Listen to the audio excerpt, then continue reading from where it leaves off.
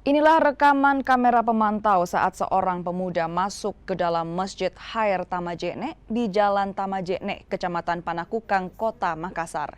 Pemuda tersebut sebelumnya hendak mencuri kotak amal, namun karena tak ada, niat pelaku pun berubah dan mencuri ponsel milik seseorang yang tengah beristirahat di dalam masjid.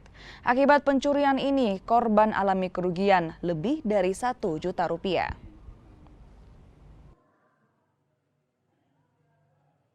Kita juga salah satu pengurus masjid sini Pak. Iya. Ya, sementara apa saat itu Pak? Iya. Saat itu lagi apa Pak? Bapak sendiri? Saya memang biasanya di sini. Iya. Kalau belum puasa.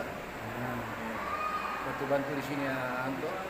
Sempat baring-baring Pak. Iya, sempat sempat tertidur. baring-baring. Terus HP-nya disimpan di bagian mana? Sebelah mana Pak? Iya.